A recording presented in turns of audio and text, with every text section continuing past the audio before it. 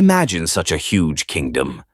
3 continents were covered by it, an incredibly strong empire that ruled for more than a millennium, and an empire so vicious that even its most powerful leaders were killed, poisoned, or betrayed. This is the Roman Empire's story.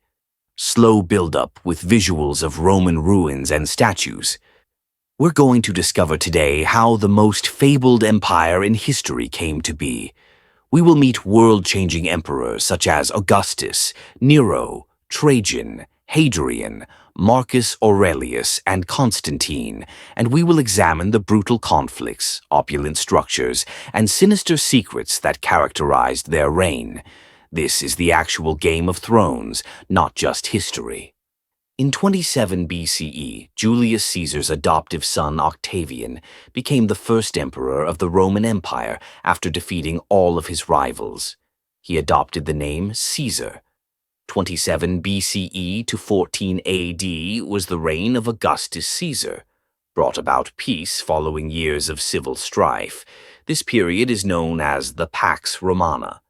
Restructured the army, built a solid infrastructure, and exercised strategic and elegant leadership. He was revered, feared, and looked up to. Tiberius, his stepson, succeeded him as emperor. However, Rome saw both splendor and insanity following Augustus. Nero, reign 54-68 AD. Nero, who was crowned emperor at the age of 16, had a good start but was corrupted by power. He killed numerous senators as well as his own wife and mother. Rome burned in the year 64 AD. As the city burned to ash, many whispered that Nero observed and played music. He began ruthless persecutions and accused Christians of causing the fire. He eventually committed suicide after being labeled a public enemy. The Julio-Claudian dynasty ended with his death, and mayhem ensued.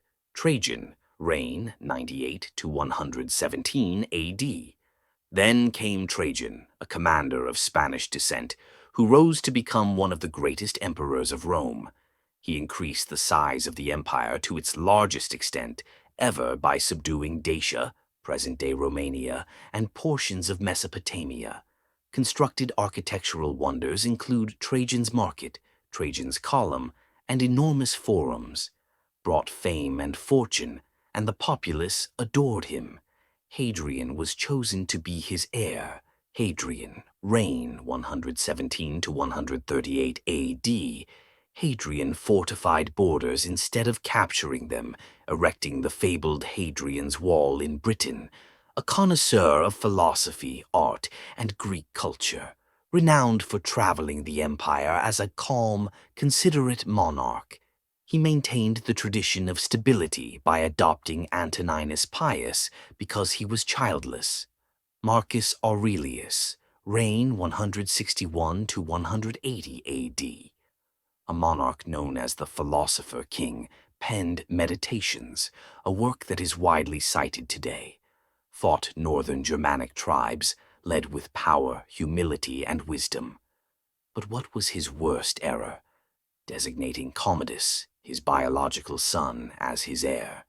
Later, Commodus will bring Rome to its knees, the reign of Constantine the Great, AD 306 to 337. One man gained power and permanently altered the course of history as Rome started to disintegrate and deteriorate. The first emperor to become a Christian was Constantine. He made Christianity lawful in 313 AD with the Edict of Milan. He felt that God had selected him to rule after he prevailed in the Battle of the Milvian Bridge. He constructed Constantinople, a new metropolis that would serve as the center of the Eastern Roman Empire for many years. Although his legacy was already set, his sons carried on his authority. Wars and victories. Rome versus Carthage in the Punic Wars. Carthage was ultimately overrun by Rome, but Hannibal managed to bring elephants across the Alps. Jewish Wars. Jerusalem's Second Temple was demolished by Rome. Germanic Wars. Ongoing border conflicts, particularly in the north. Civil wars.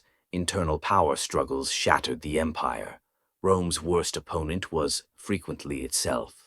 decline and fall. After centuries of corruption, economic collapse, invasions, and poor leadership, the Western Roman Empire eventually crumbled in 476 AD.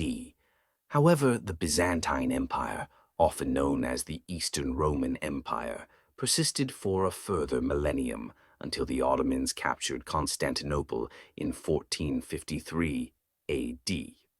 Legacy, final powerful segment. Rome is still present today since Latin is the foundation of all three of our languages, English, Spanish, and French. We have domes, arches, and columns in our architecture. In politics, the law, and even the concept of an empire. They were emperors, they were warriors, they were gods in the eyes of men. This was the Roman Empire, where glory and blood walked side by side,